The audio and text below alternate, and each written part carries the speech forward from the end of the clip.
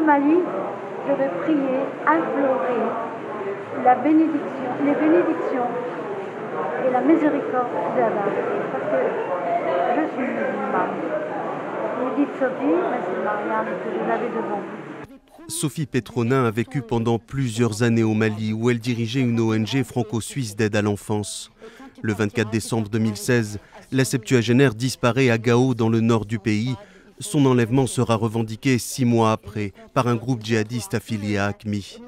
En juin 2018, coup de théâtre, Sophie Petronin apparaît dans une vidéo diffusée par ses ravisseurs, mais ce n'est qu'en avril dernier que la France reçoit une preuve de vie de l'ex-otage, ravivant l'espoir de sa famille.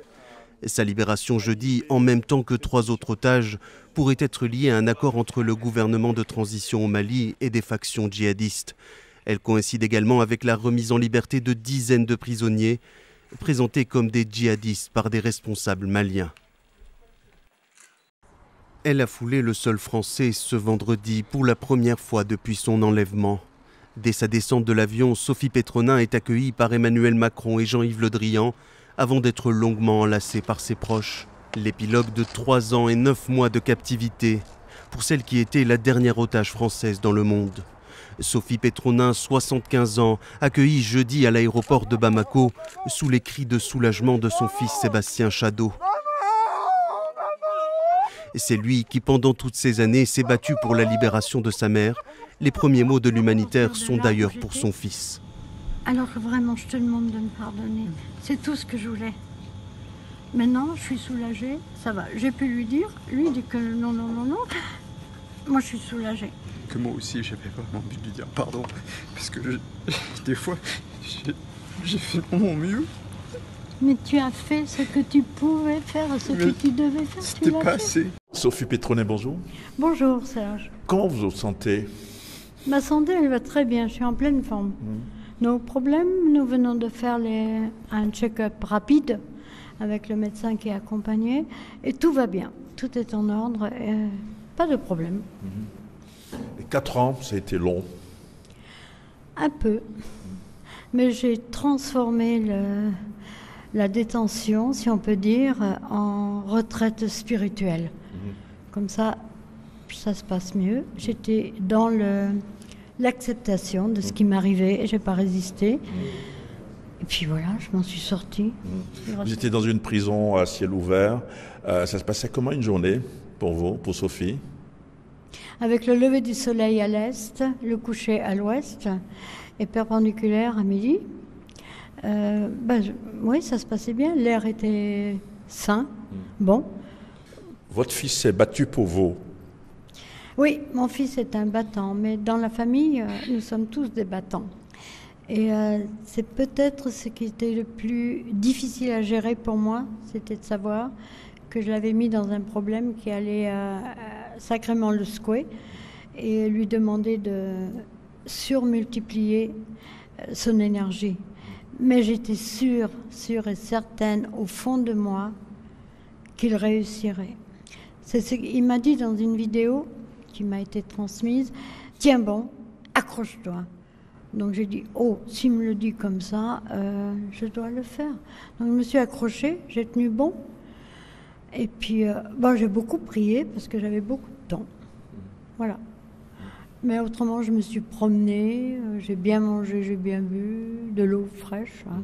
J'ai pas bu autre chose. Et puis voilà. Avant de donner question, un mot sur vos geôliers.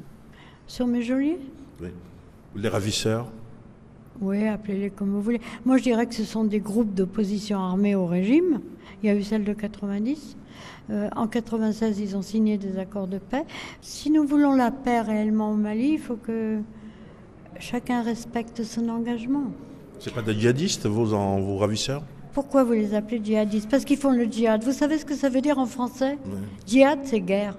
Mais ils ont revendiqué, ils ont demandé la libération de djihadistes dans des prisonniers avant de vous libérer. De leurs militaires, oui.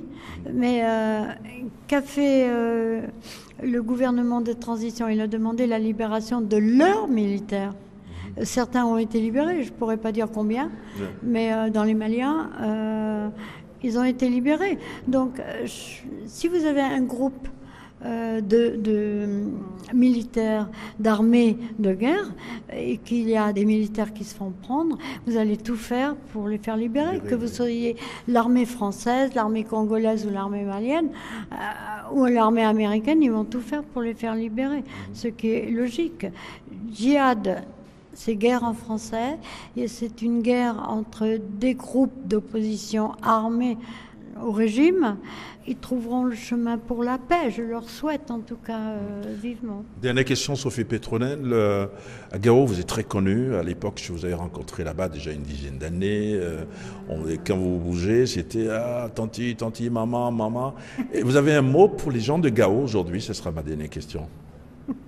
Oui, les gens de Gao, je les aime et ils m'aiment. Nous partageons ensemble le quotidien. Les gens de Gao, pourquoi ils sont très attachés à moi? C'est peut-être parce que je me suis adaptée à eux, manger comme eux, vivre comme eux. Ils m'ont acceptée et puis je fais partie de la famille gaoise, puisqu'on dit les Gaois, les Gaoises. Je fais partie d'eux et puis je suis heureuse que mon fils ait pu me confirmer que mes programmes de lutte contre la malnutrition continuent parce que mon assistant a pu prendre la relève. Il était au point, j'allais arrêter. Alors ça, c'est ce qui me rassure, que le centre d'accueil pour les enfants orphelins qui ne peuvent pas rester dans le tissu familial vont bien, ça a été vérifié, et que si mon assistant continue, ça veut dire que la Commission européenne ECHO a versé l'argent et qu'il y a environ 26 000 enfants qui ont été pris en charge pour 2017. Vous avez envie de retourner là-bas? Bien sûr que je vais retourner là-bas. Sophie Pétronel, merci. Je vous en prie. Bon vent. Merci à RFI pour l'accompagnement. Merci infiniment et au plaisir de se revoir.